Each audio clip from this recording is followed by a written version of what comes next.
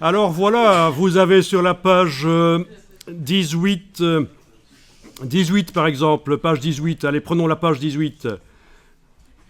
Ah oui, un bon moyen de recentrer les pages rapidement sur l'écran, c'est bien sûr le double-clic sur l'icône de la main dans la palette des outils.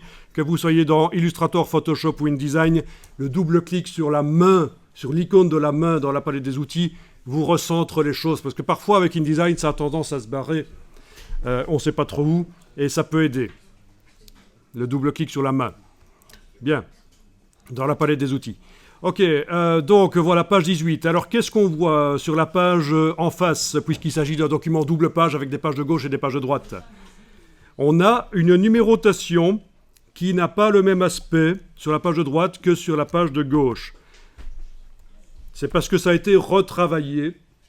Ça a été retravaillé et on va considérer que la bonne numérotation, c'est celle de gauche. Il faut donc avoir une numérotation identique sur la page de droite. Ce serait logique. Donc, ce qu'on va faire, c'est qu'on va aller voir où se trouve la numérotation dans ce document. Eh bien, elle se trouve dans un des modèles de page.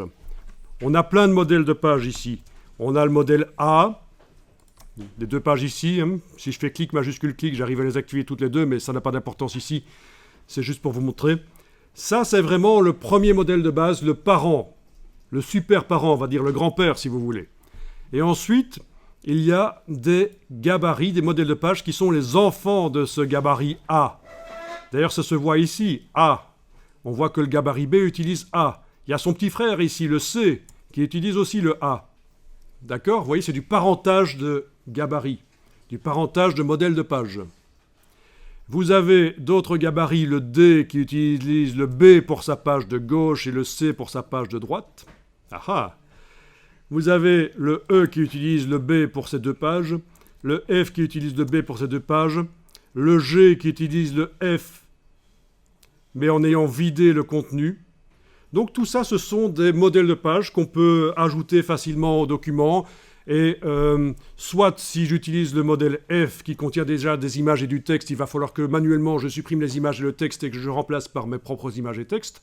Ou alors le G, directement, ça a déjà été préparé, il y a déjà le texte et les images qui ont été enlevées, donc il faut que j'y amène mes propres textes et images. Vous voyez, c'est ça le principe.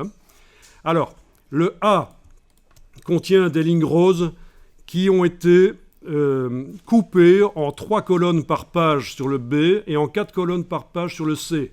C'est ce qu'on appelle une grille, c'est pour faire une mise en page qui a une structure. Donc quand je fais mon document, j'utilise soit le gabarit B, soit le gabarit C, et je construis, je place mes images et mon texte en respectant cette grille à 3 colonnes ou à 4 colonnes. Le A, en fait, n'est jamais vraiment utilisé tel quel dans la mise en page. C'est juste le premier gabarit qui a servi à faire le B et le C, vous voyez? Alors, si vous regardez dans la mise en page, là, vous allez voir qu'à certains endroits, on a des pages qui utilisent clairement 3 colonnes. Mais il y en a une ici qui a été supprimée, on a mis un titre à la place. Ici, c'est 4 colonnes. Ici, c'était 3 colonnes, voilà. Voilà, c'est ça le principe, on a une structure. Ici, c'est 4 colonnes, mais il y a 2 colonnes ici qui ont été remplacées par les images. On a encore 2 colonnes ici. Voilà. Donc le principe, c'est ça, c'est ça le secret d'une mise en page qui a l'air pro. Il y a une structure d'une page à l'autre, ça ne change pas complètement, on sent qu'il y a une structure derrière. Mais, quand même, d'une page à l'autre, il y a des variantes, ça change quand même un peu. Donc on a le cul entre deux chaises. Entre quelque chose qui ne change pas, la structure, et malgré tout, on amène de la variété. C'est comme ça que les magazines sont faits. C'est comme ça que toutes les publications qui ont un look professionnel sont faites. Il y a une charte graphique de la publication, un truc à respecter, et on s'y conforme. Mais avec une certaine liberté quand même. Sinon, ce serait ennuyeux. Voilà. Donc, on était en train de parler de la numérotation, et elle est à la base dans le gabarit A. D'ailleurs, vous allez pouvoir faire ceci. Allez dans le gabarit B. Double-cliquez sur le gabarit B, sur la page de gauche ou de droite, peu importe.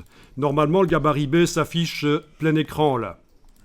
Vous devriez voir en bas à gauche de la fenêtre du document que vous êtes en train de travailler dans le gabarit B. Alors, essayez de zoomer sur le une des numérotations là et avec la flèche noire, la modifier. Est-ce que vous arrivez à la sélectionner? Que nenni. Alors que les blocs roses, là, ils sont sélectionnables, mais la numérotation ici ne l'est pas. Alors, il y a une petite astuce. Il faut savoir que pour simplifier la manipulation du document, on a utilisé le système des calques. C'est comme dans Illustrator ou Photoshop, quand on fait une composition où il y a plein de choses qui s'accumulent, pour pouvoir accéder facilement à une des choses, elle est sur son propre niveau de construction, son propre calque. Donc on va aller vérifier ça. On va faire apparaître menu fenêtre, calque. Menu fenêtre, calque. Et on voit ici qu'il y a un calque spécial pour la numérotation et qu'il est verrouillé. Donc c'est normal qu'on n'arrive pas à travailler, à aller cliquer sur la numérotation ici. Donc ce qu'on va faire, c'est qu'on va verrouiller tous les calques sauf celui-là. Alors pour faire ça, comme dans tous les logiciels Adobe, on peut faire ça. Touche Alt, cliquez sur le verrou une fois, deux fois.